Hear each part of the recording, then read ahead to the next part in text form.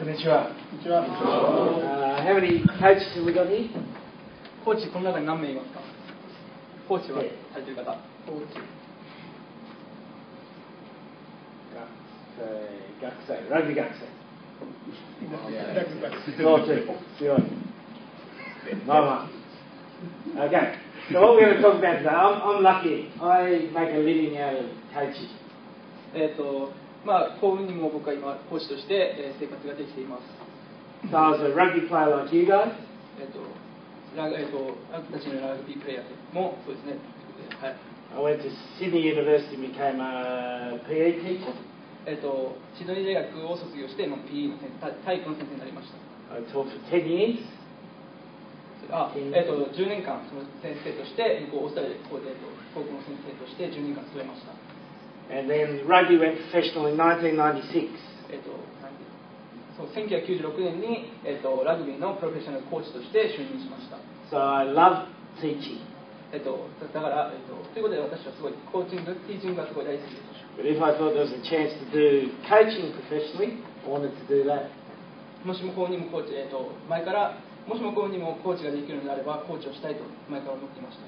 So in 1996 I came and coached Tokai University. というわけで、1996年に東海大学に講師として来ました。Had a very weak team. そしてその当時、東海大学はとても弱いチームで、すごい小さい。とても小さかった。1番は85キロ、3番は90キロ、1番のもう一のフォローは95キロ。So they always had come second last in their league. というわけで、いつも最下位から2番目のチームに位置しているようなチームでした。And I didn't improve them at all. どういうことだ？ I didn't improve them at all. すべて全員をインプルーブさせることはできませんでした。But that's what coaching is about. でもそれがコーチングというものです。So I've been lucky enough to coach some champion teams. ということで、サントリーのチャンピオンチームをコーチできたというのはすごく幸運なことです。And I've coached some weak teams. で、弱いチームもコーチしてきました。And what I'd like to do today is share with you how I think you can make a champion team. ということで、今日はあなたたちにどのようにしてチャンピオンチームを作るかということをプレゼンテーションしていきたいと思います。And at the same time of making a champion team, the way you go about your business as a coach. チャンピオンチームを作ることとビジネスを成功させるということはすごく似ています。Okay.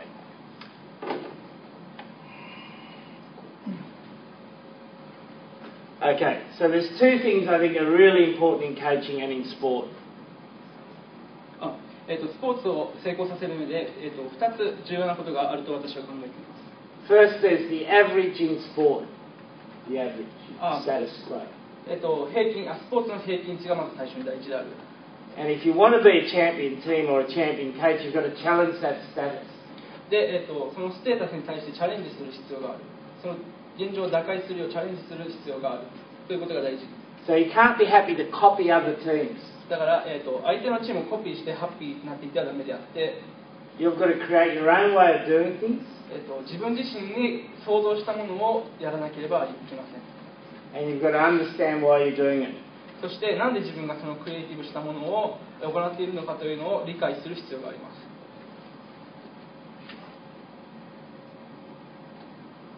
So, with Suntory, they'd won one trophy in 9 years when I went there. サントリーでは、9年目にしてトロフィー、チャンピオンになることができました。1つ目のトロフィーを取ることができました。In the next 2 years, we won 3 trophies. で、次の2年では、3つトロフィーを獲得することができました。But when I took over Suntory, I decided I was going to change everything. で、サントリーに私が赴任したときに、サントリーのすべてを変える、必要がありました。So, Suntory had played Sanyo in the previous 4 years and only beaten them once. サントリーは山陽を4年間の間で1回しか、倒すことができませんでした。The last time they played Sanyo, Suntory kicked the ball 46 times. 最後に、山陽とプレーしたときに、サントリーは山陽に対して46回キック、ゲーム中に46回、キックをしました。So that's every 2 minutes they kicked the ball. 2分ごとに、1ゲームで46回ということは2分おきに1回はボールを蹴っていたという計算になります。Because Suntory were copying how Sanyo played. それはなぜかというと、その時当時のサントリーは山陽がどうやって戦うかということをコピーしていたからです。 So when I got to Suntory, I said we weren't kicking the ball anymore. だから私がサントリーに赴任した時にもうボールは蹴るなと言いました。 So came up with a term that we were going to play aggressive attacking rugby. そこで、サントリーで私は、果敢なアタッキングラグビー、アグレッシブアタッキングラグビーをすることを、決めました。 So the first time we played Sanyo, そこで、 when I took over as coach, サントリーに赴任して最初に山陽と戦った時、 we played in Abashiri in the summer camp. サマーキャンプ、網走でサマーキャンプで山陽に対して戦った時、 And I told the players they weren't allowed to kick the ball. ボールを蹴ることを私は許しませんでした。 And they looked at me as though I was crazy. そこで選手は私のことをクレイジーだというような目で見ていました。 Because they couldn't beat Sanyo, now I'm asking them to play against Sanyo without kicking the ball. で最初に戦った時に山陽に対して負けてしまったにもかかわらず、またもう一度同じような戦法で戦いというふうに言ったがため、そういうふうにクレイジーな目で見られました。 So at the 70-minute mark, 70 minutes? 70分、1ゲーム70分。 Sanyo 25, Suntory 24. サントリーが山陽が25で25で山陽が20 And we hadn't kicked the ball. で、ボールは蹴りませんでした。 The last 10 minutes, Sanyo scored 2 tries. で最後の10分間に山陽が2トライを奪って、 But at the end of the game, the Suntory players came off the field and they thought they'd won. They thought they'd won because they got so much confidence of playing that way. で、試合には負けはしたんですけど、いいゲームができたんですけど、自信になることができた。 So it was a change in the mindset of the players. Change in the mindset. 選手のマインド、思考を変える必要があると感じていました。 So have we got that? Is there a clip there? The vision? Of the trial? Is there video? ビデオですか？ No, I think so. We sent my, without your video, okay. only the. So the example, we then played Sanyo in the top league. そのキャンプの後に山陽とトップリーグで戦いました。 And we beat them. でそこで私たちは Kicked the ball 4 times. その時ボールをキックした回数は4回でした。 We then played Sanyo in the top league final and got beaten by 5 points. でトップリーグのファイナルで山陽ともう一度戦った時5点差をつけてまた山陽に勝つこと So が in で the きました。 first year we were 1-1 with Sanyo. 最初1 win, 1 loss with Sanyo. 結局山陽とは1勝1敗という結果になっています。 And then we played them in the Japan Cup. でジャパンカップで日本 And最初10分 Sanyo were attacking and attacking and attacking. 最初の10分山陽はもう攻撃して攻めてました。 We turned the ball over 5 meters from our try line. でトライラインから5メートルのところ、トライラインから5メートルのところで攻防が行われてたということですね。 And instead of kicking the ball, でボールを蹴らなかった。 we ran. ボールを蹴らない代わりに走りました。 We ended up scoring a 95-meter try with Onozawa. で、ボールを蹴らなくてボールを持って走って95メートルのトライを決めました。 And we ended up winning the Japan Cup easily. で結局ジャパンカップでは簡単に勝つことができました。 And that was because we had the courage to change the way we wanted to play. それはなぜかというと、私たちのチームを変えたからです。変えた人たちに変革をもたらしたからです。 And if you want to be a champion team, you've got to do that. And if you want to be a champion coach, you've got to do that. もしもチャンピオンチームを作りたいのであれば、もしくはあなたがチャンピオンチームのコーチになりたいのであれば、変革をもたらす必要があります。 So I think there are 5 key important factors in being a champion.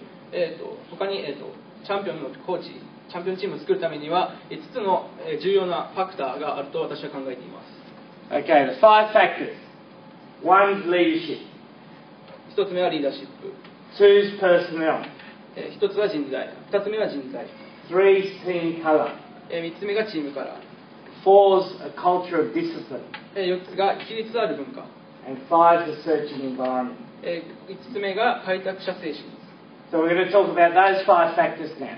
They're the 5 factors about making a champion team or being a champion coach.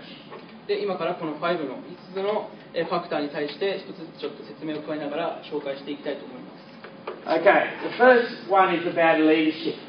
一つ目はリーダーシップ。Leadership, to me, my definition of leadership is the ability to get the best out of the people around you. 私が思う、リーダーシップの、ディフィニッション、リーダーシップとは、それぞれの力を引き出す能力、それぞれの力の最大の能力を引き出す力がリーダーシップであると私は考えています。So if you're the coach of the team, your job is to get the best out of your coaches and the best out of your players. でリーダーもしもあなたがチームのリーダーになったのであれば、そのチームの選手の、最大限の力を引き出す必要があります。If you're the captain of the team, your job is to get the best out of the team. もしもあなたがキャプテンであるのであれば、チームの最大限の力を引き出す必要があるんです。The second really important thing the leader has to do is create a strong vision of where you want the team to go. で、2つ目のリーダーシップの重要なものは、自分がどこに行きたいかという明確なビジョンを持っているということです。So you have to have a dream. だからあなたは、夢を持たなければならない。You have to know what you want to create and where you want to go. そこは自分の目標に対してどのような道を歩んでいかなければいけないかということを考えなければいけない。So at Suntory we came up with the theme aggressive attacking rugby. でそこでサントリーでは、果敢なアタッキングラグビーに、を目標に、進みました。And then the next thing we did, you have to have values that support that dream. で次に、その夢に向かって何をしなければならないかというものを明確にしなければいけません。So the three values we had were pride, respect, and never give up. でサントリーではプライド、リスペクト、諦めない気持ちという3つの鍵となる価値を見出しました。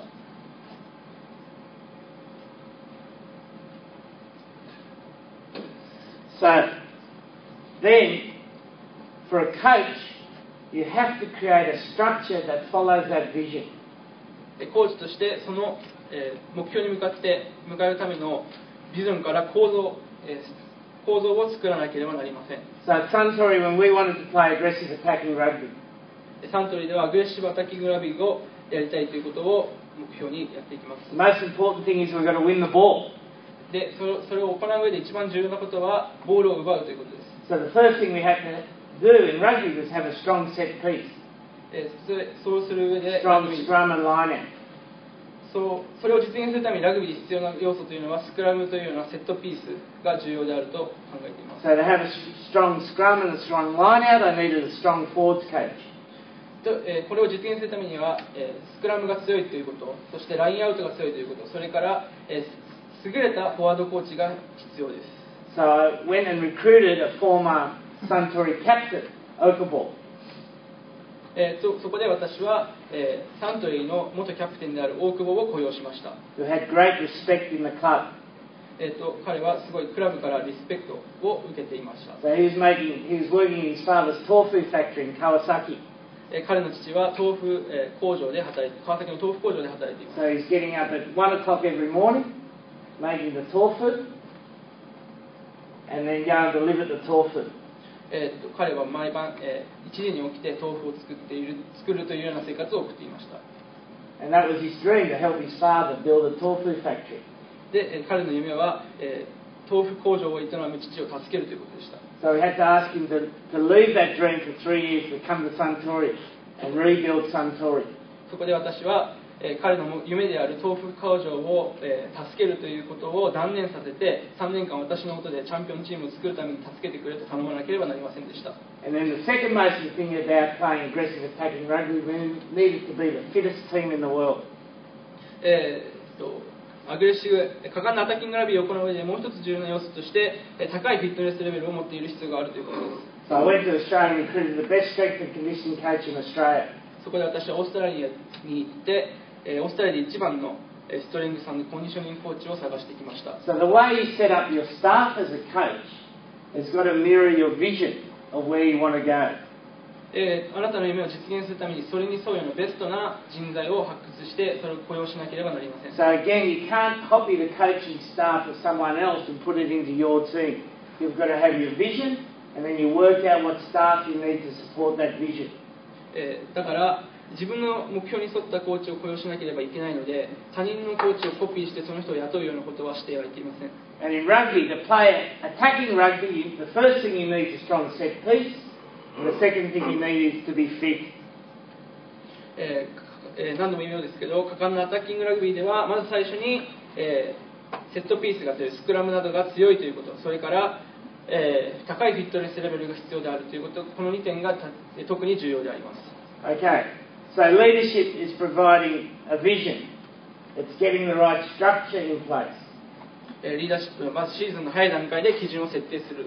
And then you need to make sure that everything you do is cohesive with your vision. そして、リーダーのキャプテンは、自分の取る行動すべてが、ビジョンに基づいていなければなりません。So the first training session we had at Suntory, だから、私がサントリーで行った一番最初のセッションは、I said to the players, whatever level I say we're going to train at, you must train at that level. 私が言ったレベルまでトレーニングをしなさいということでした。Because we wanted to play the game differently, and we had to be fitter. だから、自分が思うようなプレーをするのであれば、フィットネスレベルが高いレベルにいなければなりません。So I would never tell the players how long the session was going to be. だから私は、選手に対して、このセッションがどれぐらいの時間になるかということは一度も伝えることは The ありませ players んで just した。 had to come to training and be ready to train. で、私が、その場所に着いた時にはもう準備、プレーする準備ができている状態であるように。So the first training session we've trained for about 60 minutes. 最初のトレーニングセッションは60分、大体1時間でした。And I said to the players, the last 10 minutes, you have to train it absolutely 100%. This is like the end of the game.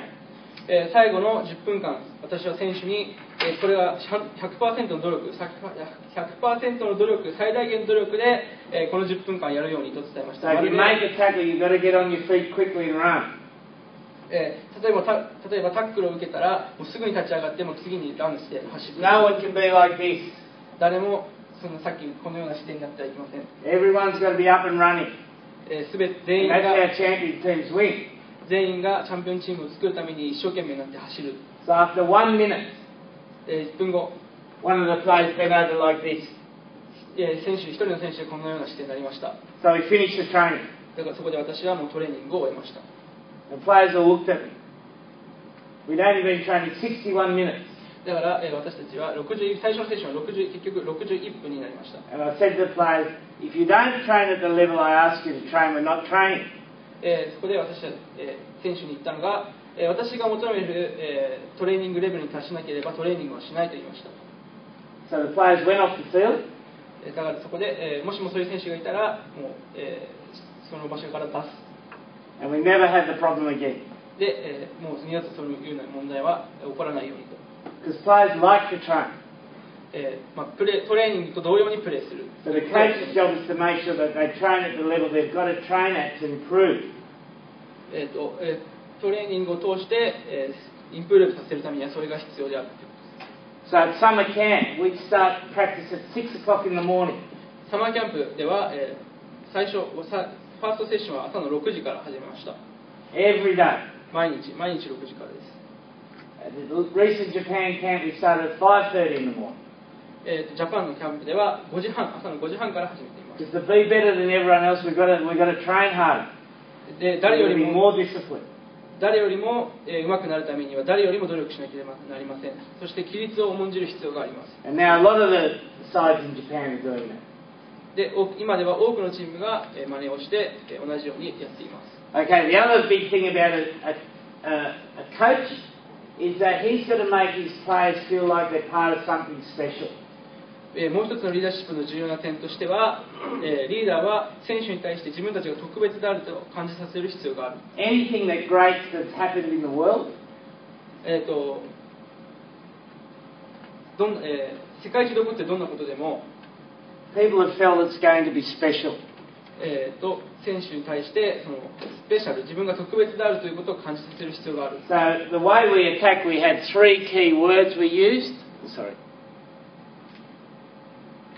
We had 3 key words we used: shape, linkage, and motion. でそこで私は、特別であるという感覚を得るためにシェイプ、リンク、モーションという3つのキーワードを掲 And げま that し was た。 to get the players to understand that they were going to attack in a way no one else has ever attacked. they were going to attack in a different way than anyone else has ever attacked. 誰もやったことがないような方法でアタックする。で、健常に決して満足しないということです。And so, for instance, the motion part means that every time someone has the ball, everyone is moving. 例えばモーションの場所では誰か一人ボール持ったら必ず周り誰かが動いているという状態を必ず作る。So a game of rugby is 80 minutes. ラグビーのゲームは大体1試合80分です。The ball's only usually in play 35 minutes. ボールが動いているのは大体35分です。その中でも。So then generally you only have the ball for 18 minutes. だから、大体18分1人持つ。So everyone has to run for 18 minutes. だから一人一人は18分走らなければならない。You think you can run for 18 minutes? 18分走ることはできますか？できます。Of course you can. Everyone can. もちろんできる。みんなでき But る。 you've got to be trained to do it. で、できないのであればトレーニングをしてできるようになる必要がある。So every time the ball carrier has the ball, we have to have options. だからそうすることによってボールキャリアがボールを持った時に必ず一つはオプションを持っているという状態になる。 So if someone's walking, he's not an option. もしも誰かが歩いていればそのオプションが消えることになります。 And you watch the Japan women's soccer team play. 日本の女子サッカープレイヤー、日本の女子のサッカープレイヤーも、同じような。 So they play against Sweden and America, and all the players are one head shorter than the opposition.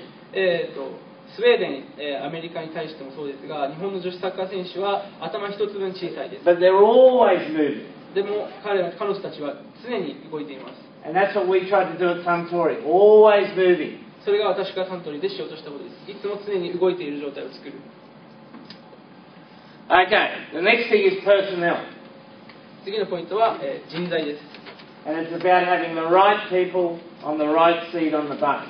適材適所、適性のある人材を適切なポジションに配置することが重要です。 So again, because we were going to have a very hard fitness campaign, とても高いフィットネスレベルを私が要求したため、 the third person I recruited after the forwards coach and the strength and conditioning coach was an experienced medical trainer. ストレングスコーチと、同様に、高いレベルのメディカルトレーナーを雇う必要がありました。 And then in the coaching staff, you always have to have characters that complement each other. すべてのスタッフは、なんていうんですかね、人格、それぞれ個性を持っている、一人一人が。 So, for instance, Okafor, the forwards coach, is a passionate guy. フォワードコーチの大久保は、例えば情熱的である。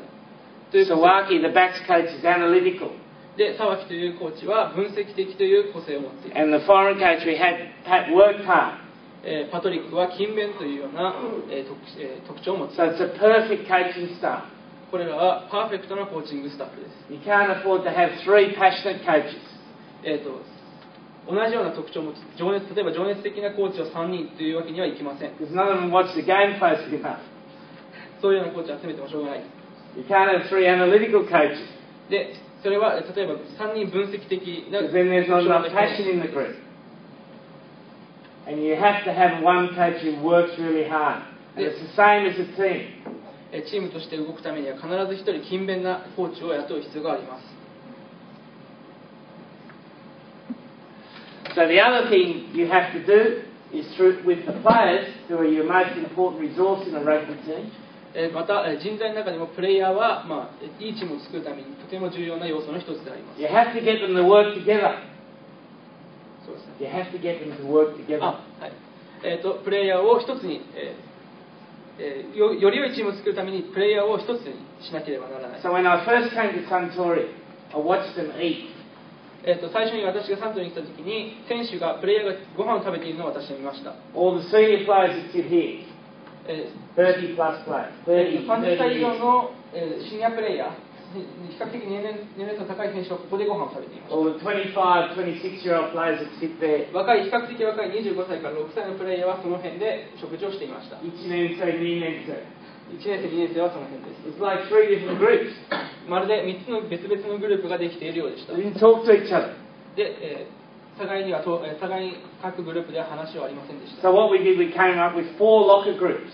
そこで私はロッカーグループといって4つのグループを作成しました。Put one senior guy in charge, 1人のシニアが、one young guy with him, and then a mix of all the ages. で1人のシニアの選手を置いて、その下に若い選手を置いて、すべての年齢層を1つのグループにまとめるように、伝えました。Because we needed the club to work together. それはなぜかというと、クラブが一つとして動く必要があるからです。Now, in Japan's societies, seniority is important.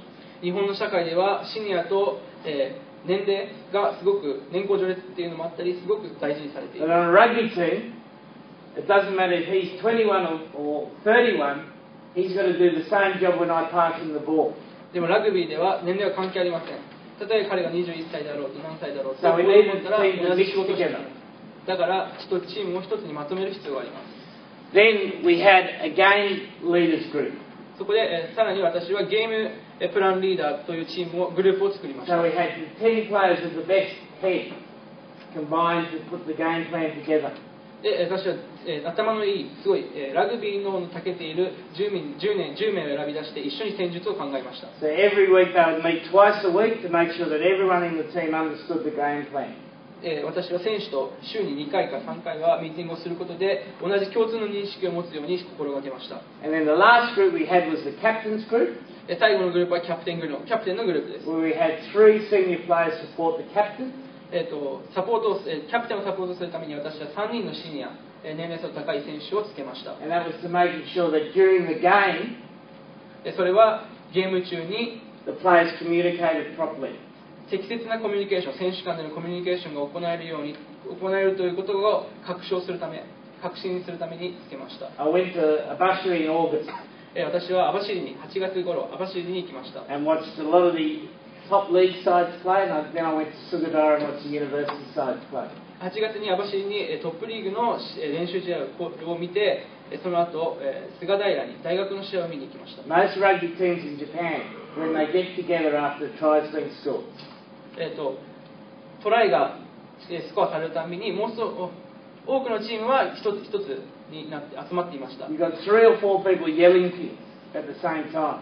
で3人から4人、チームで叫ぶや You've つが got people looking away in another direction. で中には違う方向を向いていたり、 To communicate, you have to look at each other in the eyes. コミュニケーションするためにはそっぽを向くんじゃなくて一つの方向を向いていなければな You らない。 have to understand what you're going to do next. そして、次何をするかということを理解していなければな Because ら in ない the game of rugby, you can't fix what happened before. それは You can't fix what's gone on in the past. OK ラグビーでは何が起こっていたかっていうのを、フィックス、直す必要がある。 It's what you do next that's important. で次何が起こるかということが重要です。 So that was that captain's group. Their job on the field was to ensure that after something had happened, they would make sure the team thought about what they were going to do next, not what happened before. キャプテングループのゲーム中での主な役割は、ゲーム中に何が起こっているのかということを明確にして、それから次に何をするかということを明確に選手の中でコミュニケーションを取る、コミュニケーションを円滑にかつ効率的に取るということがこのキャプテンのグループの役割でした。 So, for instance, you play takeout next. 例えば、君たち次に提供と当たると聞きました。 Takeout score a try. 提供がもしもトライしたら、 You get together, you talk about where are we going to kick off next. もしも提供がトライしたら、君たちは集まってコミュニケーションをしなければならない。次にどうするかコミュニケーションをしなければならない。 So if we kick off long, takeout kick out. もしもキックオフロング、キックオフを長い距離したら、キックオフ And takeout then kick the ball out. もしもキックオフ長い距離蹴ったら、提供がキックアウトをする。What line out are we going to play from that line out? What length of line out are we going to play? Line What out. length? How many numbers in the line out? ラインアウトの時に何人選手がいるかということを What 話し合 sort っ of て、 attack we're going to have? どういうような攻撃をするかということを話し合わなければ So ならない。 everyone's got a clear vision about what's going to go forward.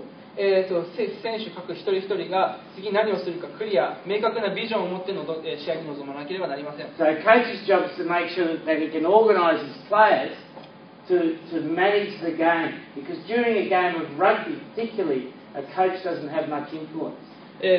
コーチの主な仕事は、チームを一つにまとめて、そのチームのビジョンに対してアプローチをすることでありますということです。The other thing we have for each player is a job description. で、次のジョブディスクリプション。各プレイヤーの役割とポジションを明確に定義し、プレイヤーは自分のやることの詳細を理解しておくことが必要ということですね。So for each player, we always have 3 things they're going to do for the year. 各プレイヤーはゲームの中で少なくとも最低限3つのことをやらなければなりません。So for instance, what position are you? 例えば、君のポジションはどこですか？ So wing. For instance, wing. One of the most important things about a wing, they'll be touching the ball at least 15 times during a game. 例えばその3つの役割というのは、例えばそのうちの1つ、例えば君がウィングであるならば1試合のゲーム中で最低15回はボールに触らなければなりません。Making sure they're covering all the kicks. で、全てのキックに対してカバーをするということを確認しておく。And the third thing might be being a really good high ball catcher. そしてあなたは最後のもう一つの最低限の必要なポイントはハイボールのキャッチがうまい。So each player writes down those 3 things. で、各選手がこのような3つのポイントを記入しておく。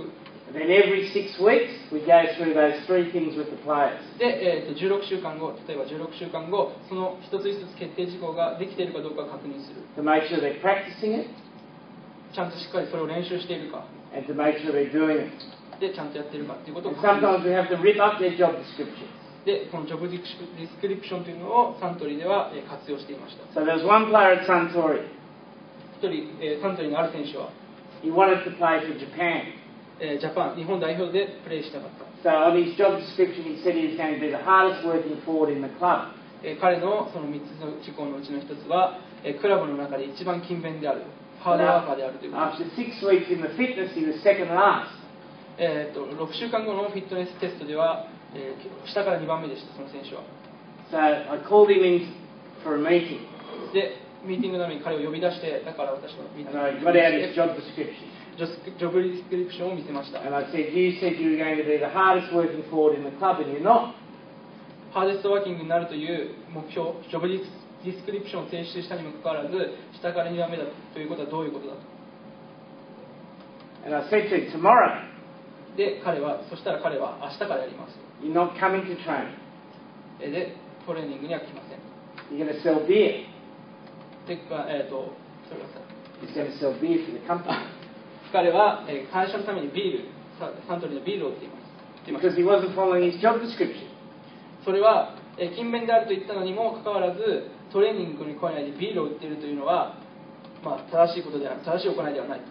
And again, from that, then he changed completely. で、彼の意識をだからコンプリートに、完全に変える必要があった。 Because in rugby, it's a privilege to play for a team. ラグビーでは勝利がすごい。 And as a coach, you've got to make sure that you discipline your players to ensure they do what they say they're going to do. で、コーチとして選手一人一人に規律を正して、コーチ一人一人のその選手を見る必要がある。 Okay. The third thing is team colour. You've got to understand what you can be good at.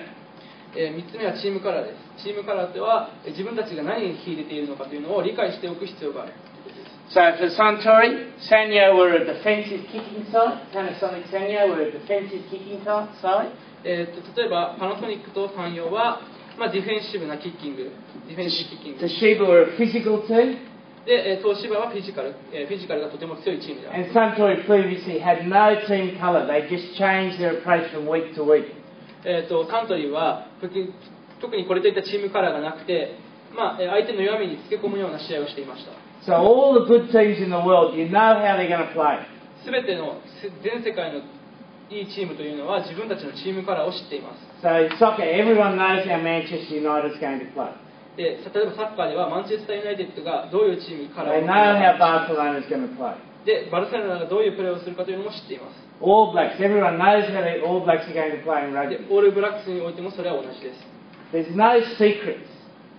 それには秘密はありません。 The secret to winning is to understand what you're good at 成功の秘訣は自分が何に秀でているのかということを理解し、 and to keep getting better at it. で、その秀でているものに対してさらに上手くなっていくということが重要です。 And you look at Japanese rugby, university rugby, for instance. 例えばラグビー、日本のラグビー、大学ラグビーを見てみてください。 Takeo play terrible rugby. 帝京はひどいラグビーをします。but they know how to win because they know what they're good at. 帝京はひどいラグビーをしますが、彼らは勝ちます。それはなぜかというと、自分たちのチームカラーを知っているからです。And that's the challenge for other universities in Japan to understand what they can be good at. それに対抗するためには、日本の各大学が自分たちのチームカラーを理解し、そこを伸ばしていく必要があります。Again, you just can't be copying other teams. 何度も言うようですが、他のチームをコピーするということは良くないことです。Okay, so then everything else we did at Suntory was about following that team colour. サントリーが以前行っていたのは他のチームのチームカラーを追っかけるようなことでしたが、So 70% of our training was attack skills. 果敢なアタッキングラグビーをするために 70% の練習をこの果敢なアタッキングラグビーを行うということに So the first presentation that Masa gave about game skills, about game sense, that's how we train. ゲームセンス、最初第1部で説明もありましたが、私たちはゲームセンスを用いてこの果敢なアタッキングラグビーというところに重点を置いてトレーニングを行ってきました。So we'd only select players that are attacking players. だから、アタッキングスキルの向上を目指して、セレクト、選抜、アタッキングプレイヤーの選抜も行いました。And the recruitment policy now is about recruiting attacking players. で、リクルートするときもアタッキングラグビーを行う上で、そういう特徴を持った選手をリクルートしました。So, we wanted to be like Barcelona. 私はバルセロナのようなチームを作りたかったんです。So, in the Champions League final, Xavi made 148 passes and 141 of them were perfect. 例えばチャンピオンズリーグの、シャビのプレーでは148回のパスを行って141回がパーフェクトなパスでした。Iwasa last year made 123 passes 日和佐は去年 in one game. 123回のパスを1回のゲームで試みて121 of them were perfect. 121回はパーフェクトでした。So do you realize how much training he has to do to be like that? これで、日和佐がシャビのようになるためにはどれぐらいトレーニングが必要かということが分かるでしょう。 But he can't stand there and just pass the ball. ただこうやってパスをするだけではいきません。 He's got to be training under pressure. 彼はプレッシャーの中、 He's got to be training in a game-like situation. 集中してプレッシャーかかっている中集中していかに集中してボールを出す必要があるかということを学ぶ必要がある。 So with Japan, we want to play exactly the same way. 日本でも私は同じようにやっていきたいと考えています。 So at the moment, Japan makes 3 times the number of passes the opposition makes. 日本は対戦相手に対して3倍のパスをする。 In the last Pacific Nations, we made 555 passes. この間の、パシフィックネーションズカップでは555回のパスを試みました。 Samoa made 180 passes. サモアは108のパスは180回でした。 Now Samoan players are 110, 120k. サモアの選手は110キロから大体120キ They ロ don't have to pass the ball. そこでそれに対抗するためにはパスを多く回す必要があり So ます。 we've got to be able to move the ball to beat them. 彼らを倒すためにはボールを素早く動かしていく、常に動かしていく必要 So がある。 again, it's about understanding how you can win and then coaching it all the time. So to be good passers of the ball, the main training methodology we do is game sense training. そのようにパスをうまくプレッシャーの中でかわすために、うまくつないでいくためにもゲームセンスを用いて私は、コーチングを行っていました。で、一つ一つコーチングをする中で話すことが大事である。Okay. Second last point is you must have discipline. 4つ目のファクターは規律文化です。 Okay, the first part of discipline is communication. 一つ規律のまず第一つ目がコミュニケーションでした。 So for a coach, you've got to have regular staff meetings. 例えばあなたがコーチであるならばレギュラースタッフミーティングは必要でしょう。 You've got to have regular player meetings. で、レギュラープレイヤーミーティングも必要です。 You've got to have staff to player meetings. So your staff needs to be meeting the players. で、スタッフと選手間のミーティングも必要です。 In terms of your communication, you've got to have discipline. There's only got to be ever one message that a player gets from a coach. コミュニケーションにおいて規律を作るために一つ私は、規律を作りました。 And the last thing is, in the media, when you're coaching at a high level, every time you talk to the media, you're talking to your team. 私はメディアに対して話をするときに、まるで自分のチームに話しているかのように対応しました。Okay, in terms of rules, being an old school principal, always believe you should have a minimum number of rules. 私はこれら規律を正すためにルールをいくつか作りました。So the most important rule we had at Suntory was that you weren't allowed to use your cell phone in the clubhouse. サントリーでのルールの一つが、携帯電話を、クラブハウスで使わない、使用しない。Why do you think that was? なぜだと思いますか、それは。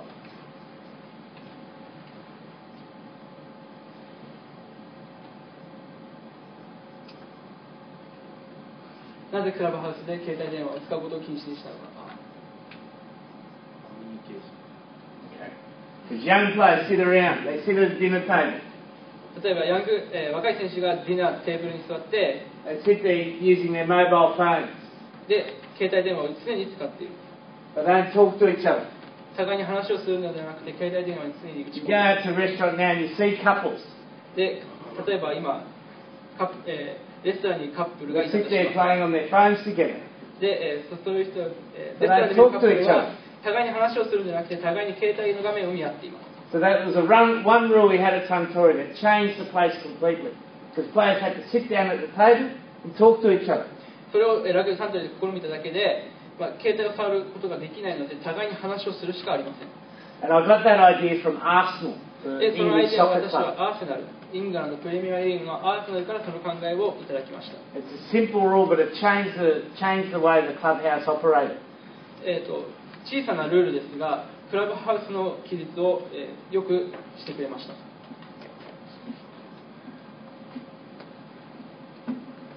Okay, we've talked about how you've got to keep evaluating players all the time as a coach. で、次に私は、選手をコーチとしてどのように評価するかということを話していきます。And as a coach, you've got to understand what's the best way to communicate to each player.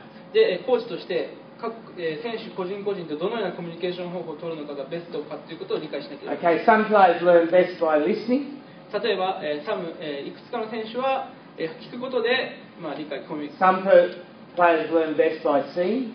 ン、いくつかの選手は見ることで、理解をする。Some players learn best by watching. で、いくつかの選手は見る、ただ、シーズの方じゃなくウォッチするだけで、見る。And some players learn best by doing. で、いくつかの人は実際やってみることで、そのことを理解する。 So as a coach, for each of your players, you've got to understand which way they learn. で、コーチとして各選手個人がどのような方法で、学ぶのかということを理解していか So なきゃいけ at ない。 a team meeting, we'll always have some writing. Writing? At team meeting, we always have writing, some writing. OK。チームミーティングの時では必ずこのような、ライティング、プレゼンテーションを用意 Always して have some vision. で、必ずこのビジョンを持って And we'll always get the players up and do it. で、実際やらせてみることで、チームミーティングをしていました。 So we're always coping for the different ways that players learn. で、選手個人個人の学び方に合わせていろいろ対処方法を How many of the players here know what their best way they learn? それはさ How many of the players here know what the best way they learn? で、ここにいる選手は自分がどの方法で学ぶのが一番ベストかということを知っていますか？何人が知っていますか？ここにいる何人は自分がどの方法で学ぶのがベストということを理解していますか？自分自身で。One. I think. Which way? どういった方法がベストですか？ Do it. Do it. George Smith, best player in Japan, same. ジョージ・スミス、ベストプレイヤー、日本で最高のプレイヤーも。 Now you're sitting down with George and talking to him. Doesn't listen. ジョージにいくら話しても彼は聞かない。 Get out and do it. Once he's on the field, it's done. He never forgets. で、だから実際フィールドに出てやらせてみるともう彼は二度と忘れない。 And that's the art of coaching. Knowing what each player needs. 選手個人がどういった方法でやるのかがいいっていうのを理解してコーチングしてあるのが本当のコーチである。 Okay, and the last thing is selection system. 最後がこの選抜システムです。 Okay, attention to detail in selection is so important for coaches. 選抜システムにおいて詳細な点に気を配るということはとても重要です。 Every day at Suntory we pick our A, B and C team. Every day we change it. サントリーでは ABC チーム毎日変更していました。 And we'd always make sure that the selection followed the strategy we were following.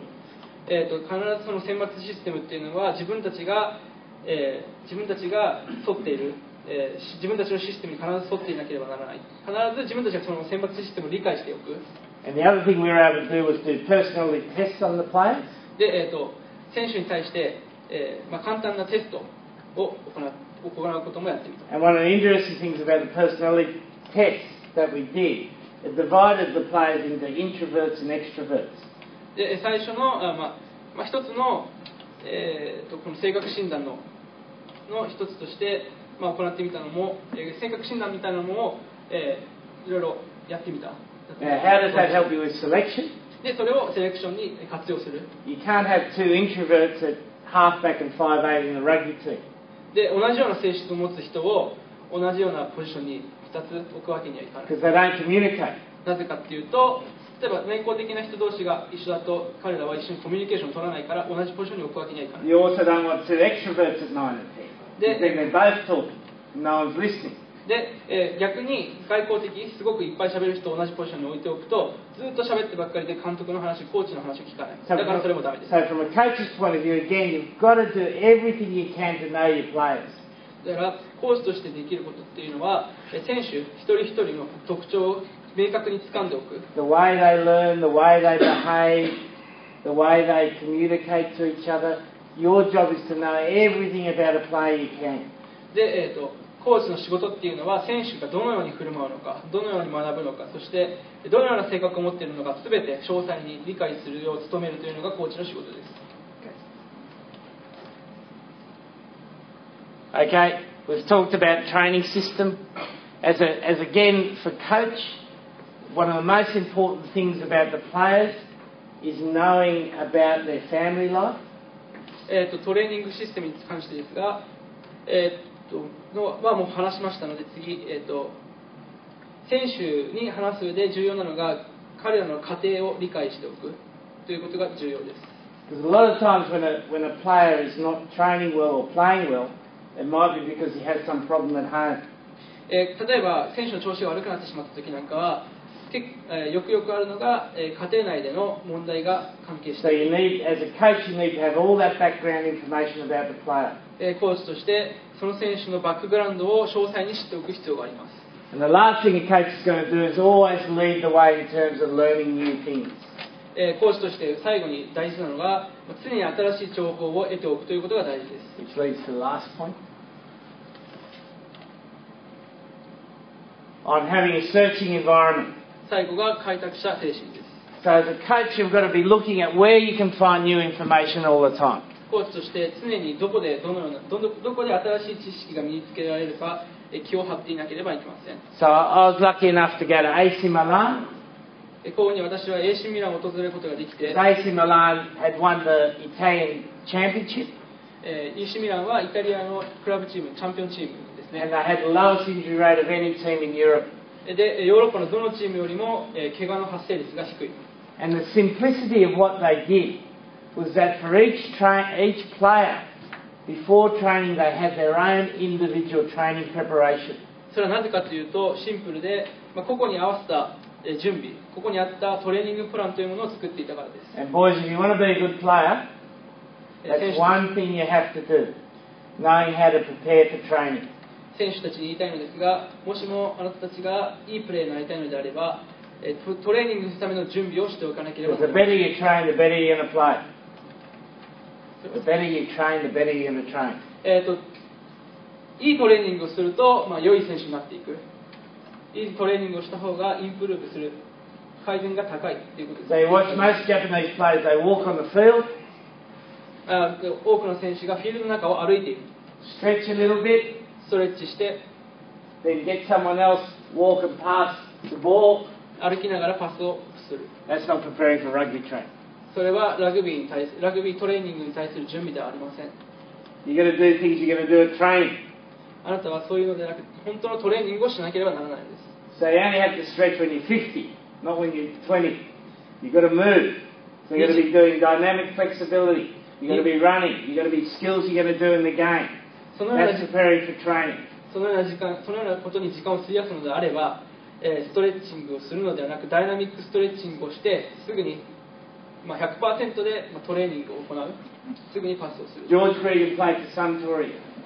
He won the World Cup with Australia in 1999. He was one of the most successful players of all time in the world. ジョージ・グレガン Gregan. っていうプレイヤーがいたと。で、その人っていうのは1996年。Played 139 caps for Australia. オーストラリアで最も高い出場数、オーストラリアの代表として一番高い出場数を持っ His ている last year at Suntory was 38. で、これはさ、38. His last year at Suntory was 38. 38。で、彼がサントリーでプレーした時は38歳でした。 And before every training, he still did his own individual preparation. で、彼は Exactly what he did. I had coached him since he was 23. At 38, he was still doing it. で、彼はそういった自分に合った、個々に合ったトレーニングという、トレーニングのための準備というのを毎回38歳になった26歳から38歳になる毎日続けていました。Now, he was the first on the training field. で、彼が一度トレーニングフィールドに着くと、キワサがトレーニングルーム、フィールドに一番最初に着くと、Because he's learned from Gregan. なぜかというと、それはグレーガンから学んだ。He gets on the field and prepares for training. 彼はグレーガンから学んだ。最初にトレーニング、フィールドに着いたらトレーニングに対する準備をするということを行っています。And as a coach, you've got to make sure that the players begin their own individual preparation. で、コーチとしてそれ各個々がどのようなトレーニングに対する準備を行っているかということを把握していく必要がある。Okay. I went and met Kitajima's swimming coach. 北島のスイミングコーチを訪れたこともあります。And the two things that he said 彼 that は were 2つの important for Japanese players. One is to always have small successes. 彼が言うには日本人においては必ず小さな成功が重要である。So at our training session, we'd always try to finish the training with a successful. で、そこで私が心がけているのは必ずセッション中に小さな成功を選手に経験させておくということです。 And the other thing he said was discipline. で、彼がもう一つ言ったのが規律です。 Okay? I went to Sporting Lisbon, who produced Ronaldo, who now plays for Real Madrid.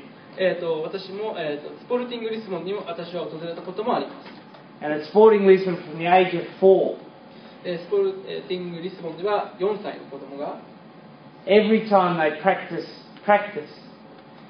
they always have defence. Whenever they're practicing attack, they practice defence at the same time. So dribbling, eh? So 4歳からは大体は which attacks ね、cons ね。はい。でもスポーティングリスボンはいつもディフェンスいます。日本で例えばサッカーの練習するときドリブルなんかの時はコーンに対してやるんですけど、リスボンでは4歳の時からもう選手に対してディフェンスを必ず1人つけてドリブルを行っている。So it's the same in rugby. それはラグビーについても同じだと You 思い can't ます。 practice attack in rugby unless you have defence. アタッキングラグビーを行う上によってディフェンダーを置いていないのにそのアタッキングラグビーの練習をすることはできませ You ん。can't practice defence unless you have attack. ディフェンスの練習をするのにアタッカーがいないのに練習できるわけがありま So せん。 again, the point there is that everything's always got to be like a game when you train. トレーニングをするときは必ずそういうふうにオフェンスがいなければディフェンスができないし、ディフェンスがいないとオフェンスができないというような形を作っている。 So running up the field in lines of 4 passing doesn't help you become a better rugby player. だから列になってパスをするということはラグビーのスキルを上げるということにはつな You've が got to り be ません。 practicing three attackers against 2 defenders. それをするならば4人並べるのではなく3人オフェンスをつけて2人ディフェンスをするという形の方が Now, soccer does that from an early age, and that's why they're skillful. サッカーではそれを若い4歳の時、例えばリスボンでは4歳の時からやるなど若い時期からやります。だ If か you ら want to be skillful and you want to produce skillful players, then you've got to be training in that game sense as we spoke about at the start. The best teams in the world do it. もしもスキルフルな選手を作りたいのであれば先ほど話したようなゲームセンスのような手段を持ってトレーニングをしなければなりません。 So as a coach, you've got to be looking at different sports all the time. だからコーチはただ一つのスポーツを見るのではなくさまざまなスポーツを経験しておく必要があります。 As a player, you've got to be looking at the best players in the world and see what they do, and see what you can learn from them. で、例えばこのように、他のスポーツからでもコーチは多くのことを学ぶことができます。 So for instance, why is Kagawa good? That plays for 例えば Manchester United. 例えばマンチェスターユナイテッドで活躍している香川はなんでいいのですか？ He's tiny. He's only this big. 彼はとても小さい。 Weighs about 70 kg. Why is he so good? 70キロぐらいしかないのに、ね、彼はなんでそんなにいいと思いますか？ If you don't know, you should know. 知らないことはない、知っておくべき。 Find out. That'll make you a better player. 探し出してください。そ As れがあ a なたを coach, you should be looking to see what made him such a good player. What did his coach do to make him a good player? いいプレーヤーがなんでいいプレーヤーなのかということを自分自身の中で持っておくということが自分を成長させる糧になる。 And again, it goes to show you, if you're not the biggest in the world, or you're not the strongest in the world, もしもあなたが一番強かったりとか、一番強いというのでないのであれば、 you've got to find a way you can be good. 良くなる方法を探さないといけない。 So for Kagawa, he's so skillful 例えば香川、彼はとてもスキルフルだ。 and reads the game so well. 彼はゲームの流れをすごくよく読む。 His fitness level is high. 彼のフィットネスレベルはと So て he's も worked 高い。 out exactly how he can be the best player he can be. 彼は、君たちがなれるベストプレイヤーみたいなものである。 So for a player, that's your challenge to work out the best you can be. で For a coach, it's to help the players find that way. でコーチの役割とはそのように選手のベストな方法を探し出す手助けをしてあげることがコーチの職業の一つである。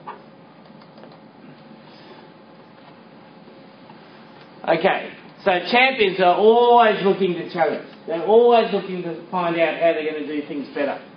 チャンピオンとは常に挑戦者でありクリエイティブである。 The question we always ask at coaches meeting, is there a better way to do this? コーチとして常にさらにいい方法はないかと探しておく必要がある。 It never ends. それはね、もう終わり We always want to get better. As players, you should be saying at the end of the session, how could we have done that training better?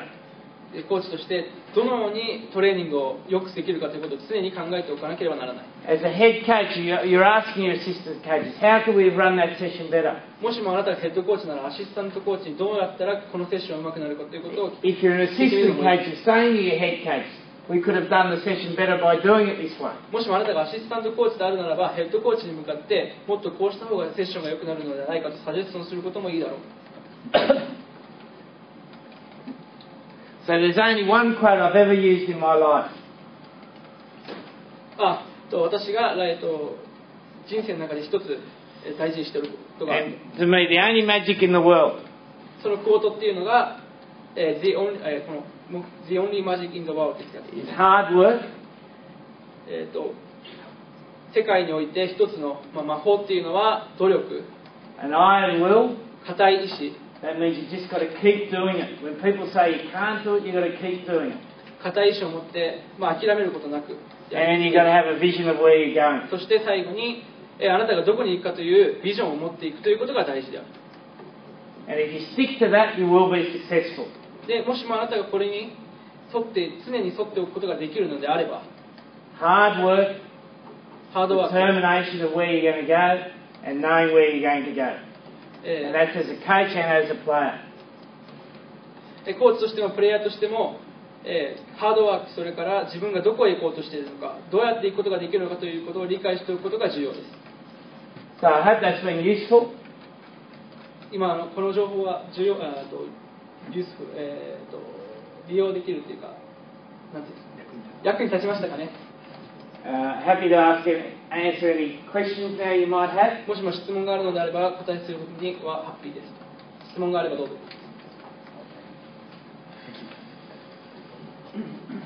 質問どうぞ。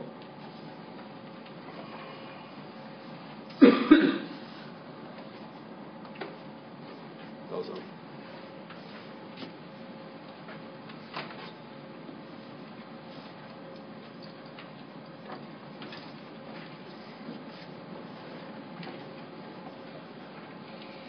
ワンジェリ選手静かね。When do you introduce game sense? When? さあ、いつゲームセンスを導入したのかっていう。So we always talk about a continuum of drills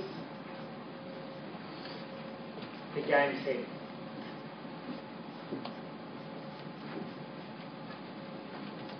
So drills, well, what we're talking about drills is that we're coaching technique there. And in game sense we're coaching skills.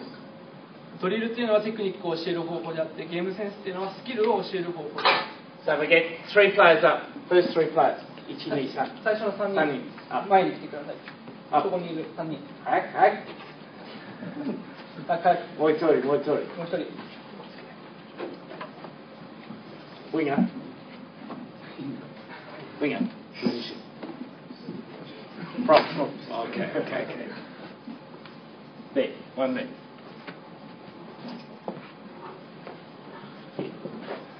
So if we have a ball now, if we had a ball now, if we had a ball. ボールありますか？ボール。No, we don't need one. So then we can practice technique now. で、これからテクニックを練習します。Okay, so imagine I've got a ball. で、ここにボールがあると思ってください。 So you catch, キャッチしてる。キャッチ。 catch, pass, パス。 catch, パ pass. Come pick. ス。完璧。 So we're practicing technique. これが、テクニックを、So technique, we want early catch, テクニックでは、 hands up, 手を上げてアーリー and キャ when ッチ we する。 pass, have our hands go to the target. So let's do it again. で、パスをし Catch, て、 pass. キャッチしてパスしてキャッチしてパス。 Okay, what did he do? 彼は何をしました？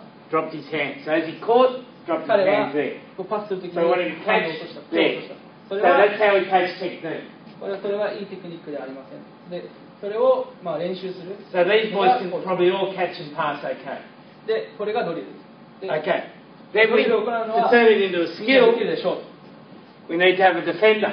で、スキルを練習する際には必ずディフェンダーが1人必要です。 Okay, now if this player is skillful, 例えばこの選手がスキルフルだとします。 so let me beat you for a moment.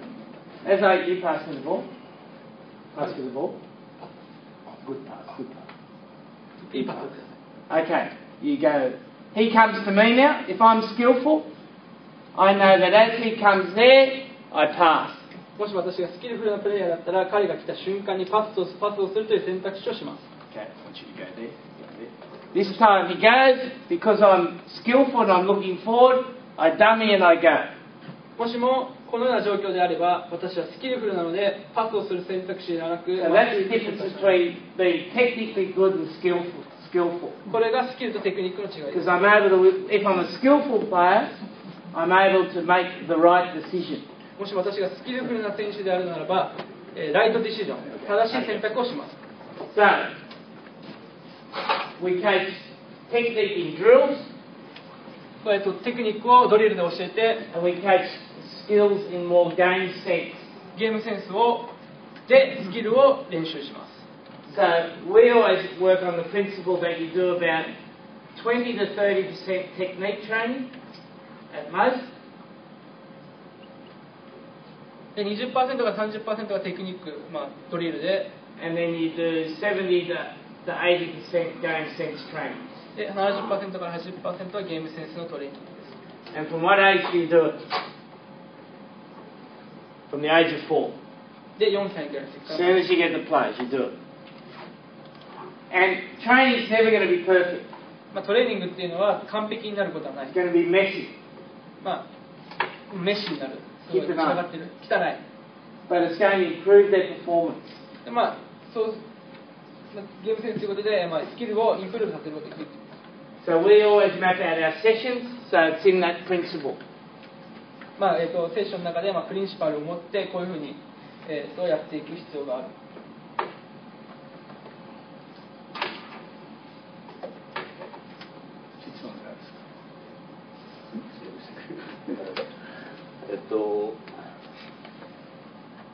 テクニックを教えるのはティーチングと考えて、スキルを教えるのはコーチングと考えて良いですか？ Is teaching technique is like technique and teaching skill is a coaching. Is that right? Is that you think? It's probably not a bad way to look. I've never thought about it like that. 考えたことはないんでわからないんですけど。But it's a good way of looking at it. そういうふうな見方が正しいんじゃないです But I still think with technique you can coach. か。スキル、So for instance, 例えば、 when we had the propo before, プロップの子 well, he caught and he passed like that. 彼は、さっきのテクニックの時にキャッチしてこのようにパスを出しました。 So instead of saying to him, keep your hands up when you pass. パスをするときに、手を上げ続けろっていうのではなくて、You could ask him the question, where did your hands go? で、手を上げ続けろっていうんじゃなくて、手はどこにありますかと逆にクエスチョンを与えてあげる。Now, first time he's probably not going to know. で最初は多分彼は分からない And で he しょう。 does it again and you can feel his hands go there. And he'll tell you. 最初は分からないで、失敗を繰り返す。 So then the next time you say to him, right, keep your hands up. で、キープ、手を上げ続けろと成功して、そして、And he'll be able to do it. 一度成功したら、できるようになっていく。 So it's always a combination of teaching and coaching. だから常にティーチングとコーチングの、融合であって、どっちかって分けられるものではない。 But certainly, I think, and you showed it on, must have showed it on the video. それに関して見せたいビデオがあるんですけれど、There's a real value in using questioning coaching. それコーチングを行う上ですごくいいクエスチョン、コーチングの行う上でいいクエスチョンをしているビデオがあって、 And one of the reasons is 一つの理由として、 it provides a much more positive environment. そうクエスチョンを与えることですごいポジティブな環境になる。 Because if you keep on having to tell players they're doing things wrong, 間違ってるっていうことを言い続けると、 the training environment comes down because no one likes it. 怒って、ネガティブなことを言い続け Whereas ると、 if you're able to say, what did you do there? And he's able to give you the right answer, the environment's much more positive. 質問を投げかけるんじゃなくて、こっちから一方的に意見を伝えることで、環境がすごく良くなくなる。 Now, players will tell you the one thing they don't like is being told not what to do. だから私は選手に向かって何をしろっていうのは、 So you're able to do it in a more positive way. And you can't do it all the time like that. いつもそういうふうにするわけにはいかないんですけど、ポジティブな環境を作るためにも、クエスチョニングを Like する。 sometimes you have to say to the player, that was rubbish, do it again. たまには、今のゴミだと、もう一回やれっていう必要も必要ですけど、 So again, that's the coaching art. それがコーチングのアート、個性である。 Knowing when to be tough, いつタフであるのか、 knowing when to be questioning. いつそれを質問するのか。 And sometimes you might have to throw a player out of the session.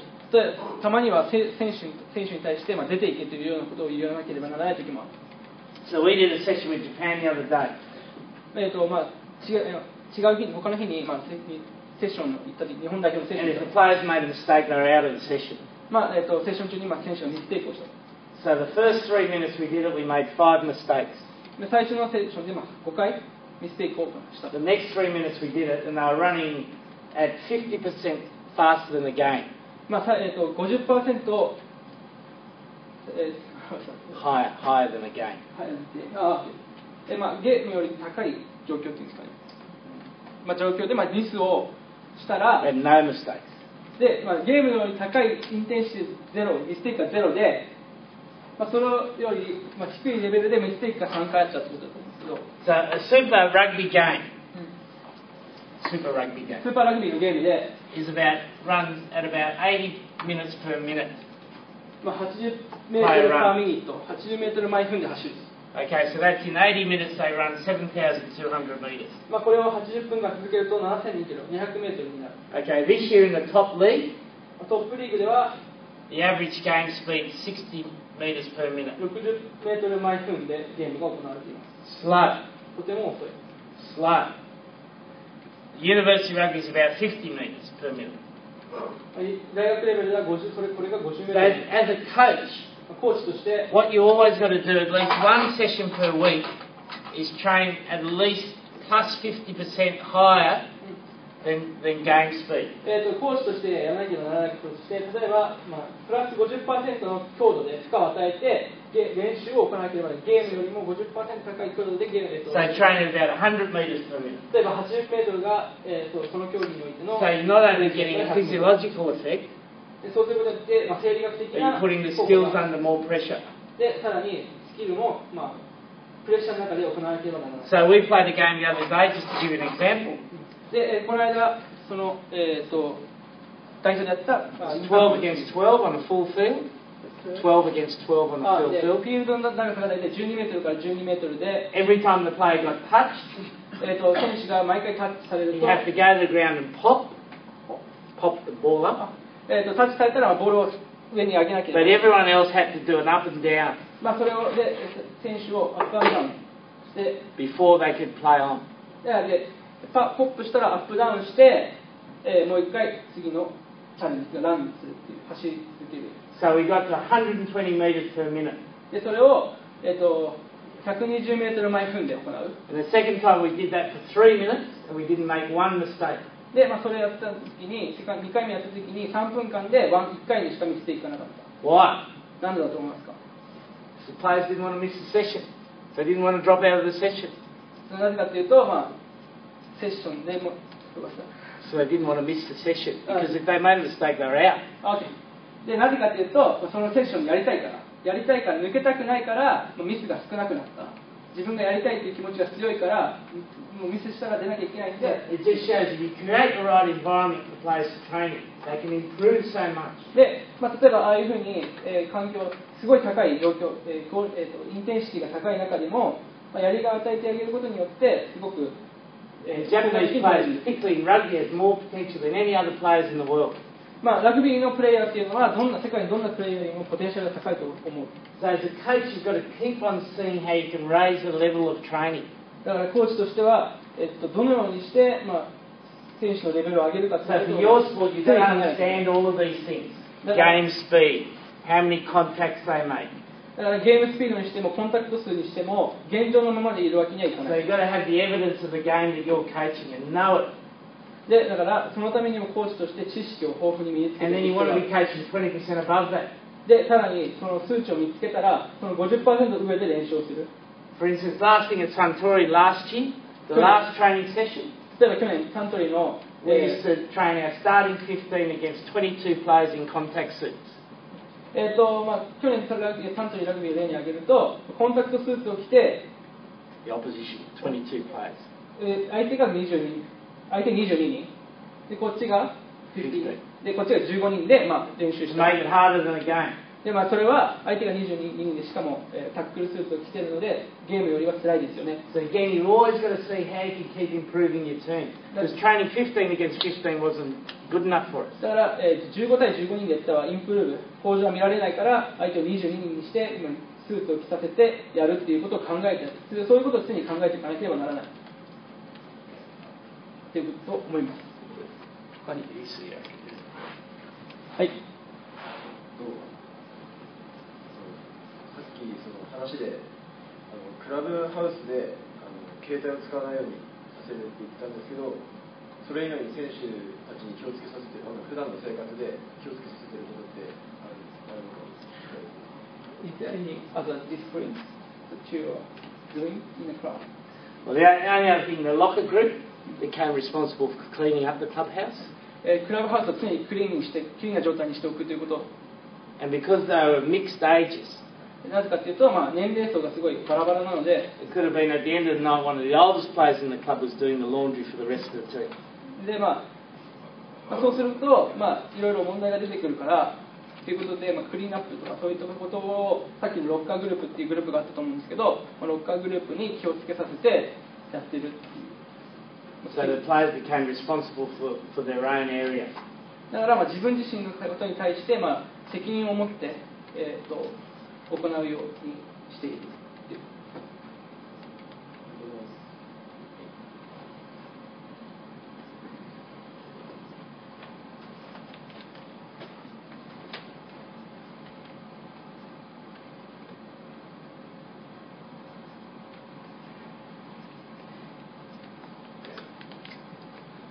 質問がありますか？他に質問、遠慮しないです。個人的な質問なんですけど、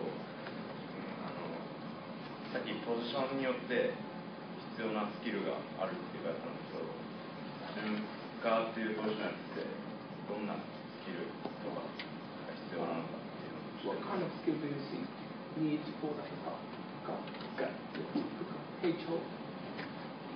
What kind of what sort of skill? Throwing. Throwing. So you've got to be very good thrower. No. ちょっと問題。 So you got to be, first of all, you got to be a good thrower. 最初まず一つ目はいいスローワーでなければならない。 The second thing, you got to be able to organise a scrum.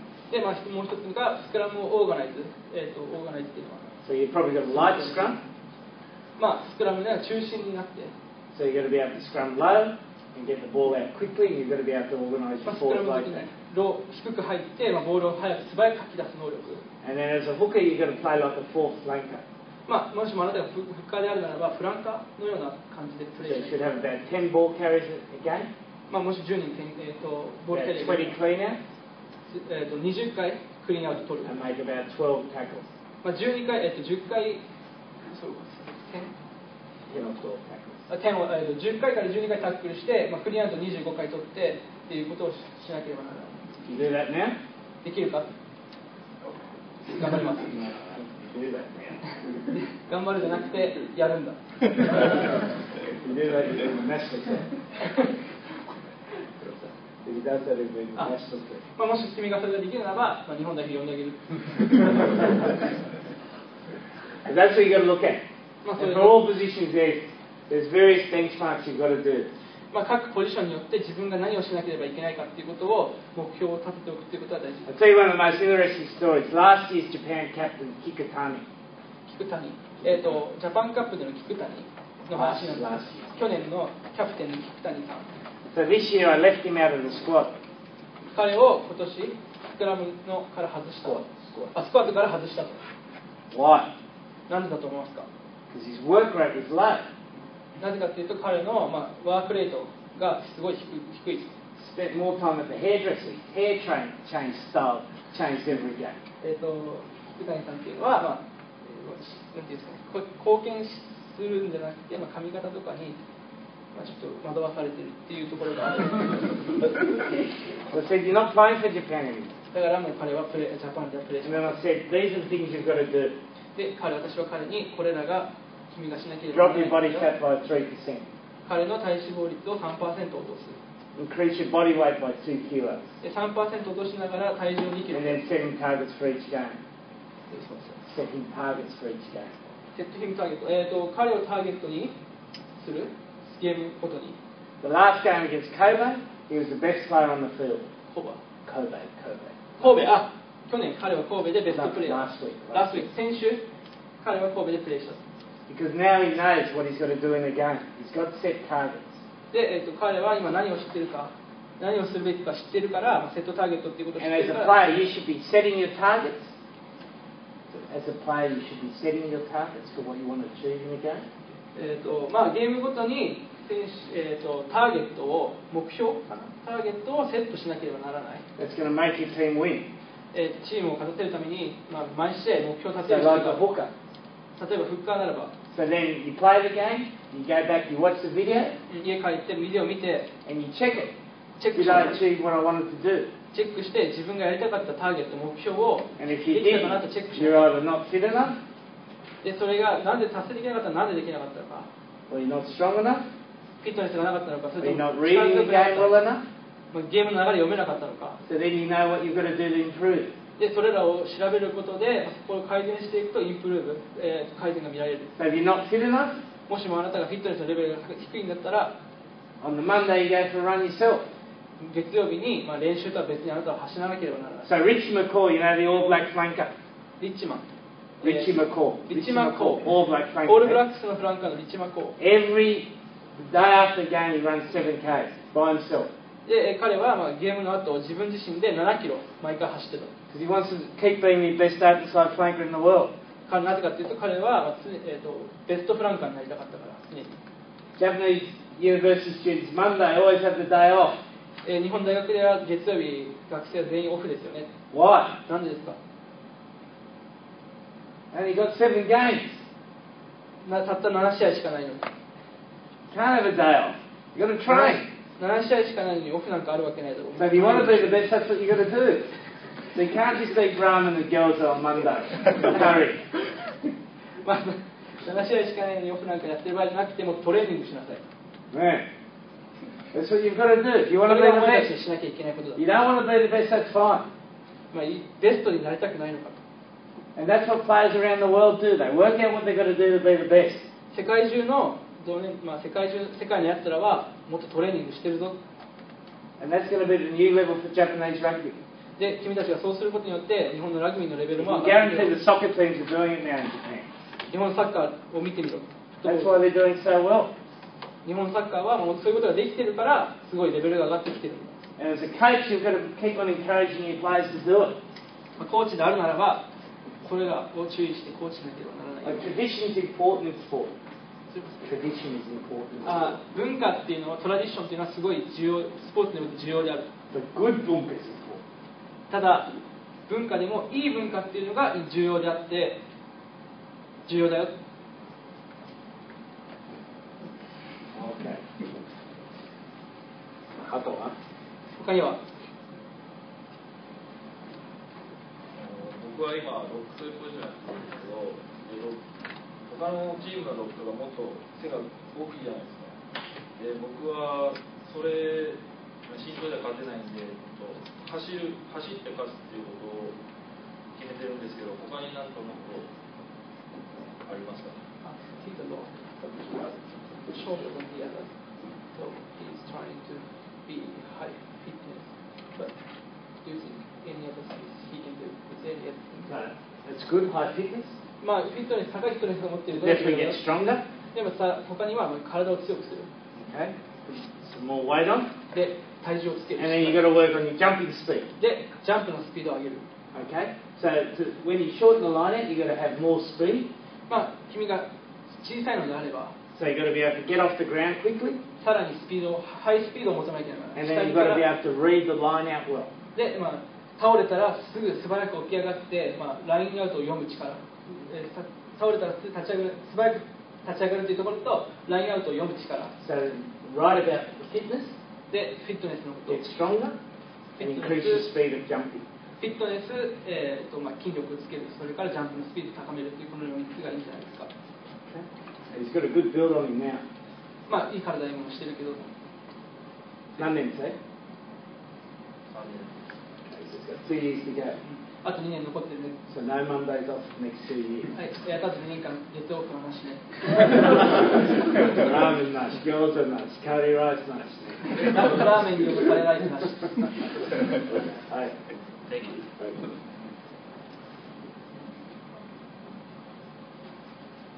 日本でコーチングすることで何かこう難しさっていうのを感じたことありますかDo you find any other difficult things while you are Challenge. coaching in Japan? Negative. Negative. Everyone in Japan in rugby talks about what they can't do. まず一つすごいネガティブだってことで、すぐできないっていう。So, I'll give you an example. The Japan 20s team got beaten by Wales by 90 points. 例えば例を挙げると、日本がウェールズ相手に90点で負けた。20. アンダー20で90点差をつけてま So し I た。 got all the coaches, Japanese coaches in the room. その部屋にいた日本のコーチ全員が、 And I said, why did we have this result? なんでこんな結果になったんだって聞いたら、 They said, we're too small. 彼らが言ったのは、私たちはとても小さい。 We don't train enough. トレーニングが十分にできてない。 We've got a farmer's mentality. ファーマーズメンタリティ。農耕民族。農耕民族だからということで、そういう精神がある。農耕精神。そういう精神が、精神的な問題。 So the All Blacks have got farmer's mentality. まず最初に、オールブラックスだってその農耕文化だし、 So it doesn't hurt them. 王国文化が関係ないと感じです。 Japanese players train more than anyone else in the world. 日本のプレイヤーは世界のどの国よりも頑張ってる。 And if we're small, then we've got to find a way to get better. たとえ小さくても、良くする余地はある。 And that's the great challenge, is to change the mindset それが of actually getting a mindset of winning. 思考を変えるというか考えを変える必要があるという私が言っているところでもあって、勝つためのメンタリティを持つ。 So it's all about can do それ全て rather than can't do. できないじゃなくてできるっていうふうに。 So again with the lock saying, right, so we're shorter than everyone else. 例えば君にさっきロックのこの話を挙げると、 Then you work out, what can we do? で、小さいということをネガティブに思うんじゃなくて、自分が今何ができるかということを探す。 So physiologically, 生理学的に you've got to improve your jumping speed. This is the same for Japan in lineouts. 生理学的に自分のジャンプ能力を上げる。 Then we've got to use short lineouts, so we use movement over the ground to beat people if we can't beat them vertically in the air. で、その高さで勝てないのであれば、その動かして、コンパクトに動かして、そこのところで勝つ。Japanese invented short line out, two-man line out. ショートラインアウトっていうのは日本人が考えたんだよ。And now they're terrible at it. で、今それがすごいテリブルなんです。And that's what they've got to get back. 2, 3, 4, 5-man line out. But occasionally have 7-man line out. So keep the opposition thinking. ラインアウトがちょっといまいちよくわかんないですけど、2、3。So 2人、3人、4人、5人、6人、7人。いつもミックスね。So opposition も考えすぎ。ね。でもいつももう、so you see teams that have got short line outs and they still play 7-man line out. まあ、現状がいつも勝てないという現状があるのに、そこを打開しないでいつも同じように7人でラインアウトしている。So it's about changing the mindset about what we can do. 自分が何ができるか。If we do that, we'll make enormous 自分が何ができるかということに焦点を当てて、そこで変化をもたらすことが大事だということですね。Thank you. I think that the game sense is one way to change the way of thinking of ourselves, I guess. 他に何か、あ、今の話。どうぞ。Yeah, it is. The way you train, just make training much more competitive. まあトレーニングをもっと Make it much more like a game. もっとトレーニングをゲームライクにする。And make it much shorter and more intense. で、まあ、時間を短くしてその代わり強度をすごく高くする。Because the speed you train at is one of the most important things. で、なぜかというとそれはスピードっていうのはここ見ても分かるようにスピードというのがすごい大事だと。Training should never have a break for longer than 90 seconds. まあそのトレーニングでは90秒以上のレストを持つべきじゃない。Because otherwise the training speed drops too low. なぜかというとそこに90秒以上のレストを入れてしまうとトレーニングスピードっていうのはもの And if you train at these levels, it's impossible to train longer than 90 or 100 minutes. でもしもこのレベルより低いレベルでインテンシティ強度でやってしまうと80分もプレイすることなんか無理だ。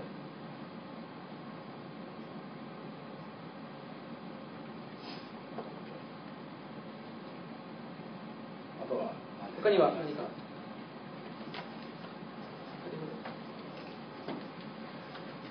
エリさんはチームカラーを知ることが大切だと言われたんですけど、ぜひ今日来てる日体大のラグビー部の皆さんにその日体大ラグビー部のチームカラーっていうのをちょっとお聞きしたいと思うんですけど、どなたか代表して。TBS He wants to know him currently in the lab.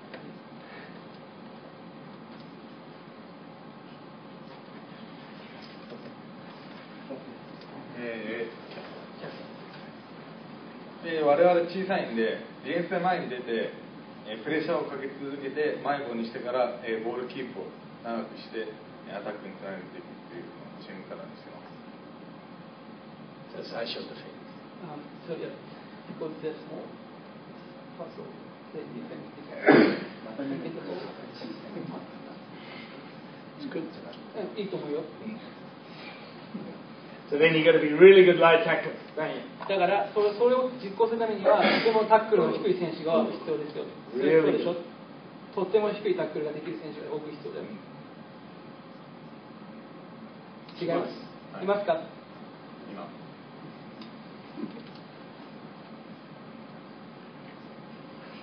The players should understand that. Players should understand what their team colour is. 選手全員がそのチームカラーを理解してないといけませんけど。And from a coaching point of view, then, for instance, the strength and conditioning's got to have the same thing. ストレングス&コンディショニングでも同様のことが言える。So they've got to understand. So everything in your club is cohesive. だからそのクラブに関わるすべての人間が一貫となっている必要がある。一つのビジョンを持っている必要がある。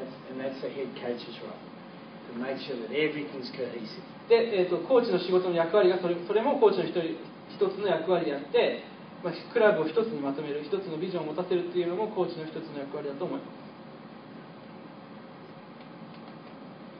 そうするとカラーは誰が作るんですか？コーチが。チームカラー。 Coach, head coach. ヘッドコーチ。 You definitely have to get the players involved.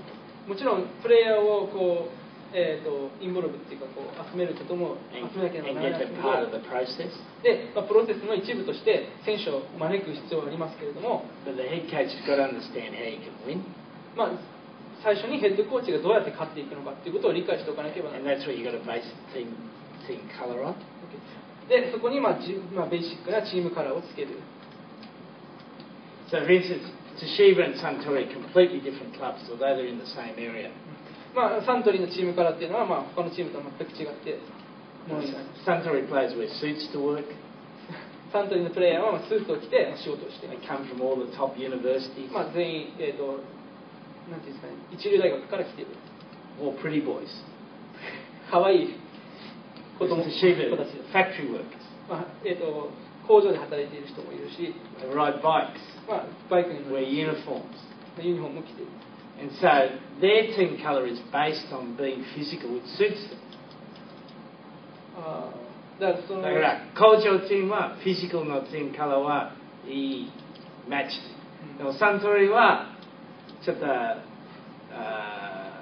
トップレベルチームはフィジカルのチームはマッチしない。So it wouldn't be any good for us for Suntory to be a physical team because it doesn't match the Suntory environment. 例えばサントリーにおいてフィジカルに特化して強いチームを作っていくっていうのは合わないと思うっていうことで、なんでかっていうと、それは仕事。 So that's where the head coach has got to understand the fit of your organisation and how you want to play to come up with the team colour. でそこでヘッドコーチっていうのはそのチームの、大体のベーシックにあるカラーを理解して、そこから勝つためのチームカラーっていうのを作らなければならない。 It's like KO in rugby. ラグビー、慶応のラグビーみたいな感じですね。 They're all pretty boys. 彼ら全員可愛い。 So they've got to find a way that they can understand how they can win playing their rugby. で、そこで、ベーシックなチームカラーを理解して、そこでどうやって勝つか。 So it's a really important job for the head coach. それはとてもヘッドコーチにとってとても重 And 要な that's 仕 where 事。 coaches go wrong because then they just copy other teams and it doesn't fit their organisation. 例えば相手のチームからコピーしたとしても、それがチームのベーシックなものにフィットしなければ全く意味がない。